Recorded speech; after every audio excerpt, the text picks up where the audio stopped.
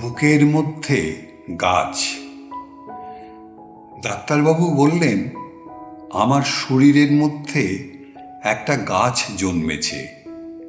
কবে কখন অজান্তে কোনো একটা ফলের বীজ চুপি চুপি আস্তানা গেড়েছিল আমার ফুসফুসের মধ্যে।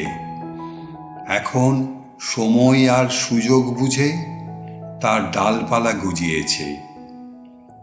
ফুসফুস ছাড়িয়ে তারা পৌঁছে গেছে হৃৎপিণ্ডের 4টি কামরায়। একদিন তারা কামরার দরজা খুলে হাজির হবে আঁকাবাঁকা নদীর মতো লাল নীল ধমনীতে। গাছটাকে আর কেটে ফেলা সম্ভব নয়, তাই ওষুধ দিয়ে কমাতে হবে এর বৃদ্ধি। ডায়েটিশিয়ান আমাকে পাখি পড়া করে বোঝালো কোন কোন খাবার গাছটার খুবই প্রিয় এবং আমার খাওয়া বারণ।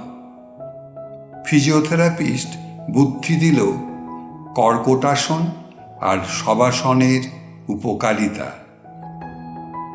আমি দিব্যি ঘুরে বেড়াই হাটে বাজারে, বুকের মধ্যে একটা গাছ নিয়ে। কেউ টের পায় না। বিষাক্ত ওষুধগুলো টয়লেটে ফ্লাশ টেনে বিদায় করেছি। গাছটার প্রিয় খাবারগুলো এখন আমারও খুবই প্রিয়। আমার আর তর্স হয় না কবে গাছটা আমার বুকের ছাতি ফুঁড়ে বেরিয়ে আসবে আর নতুন করে আমি আর গাছটা বুক ভরে নিঃশ্বাস নেব।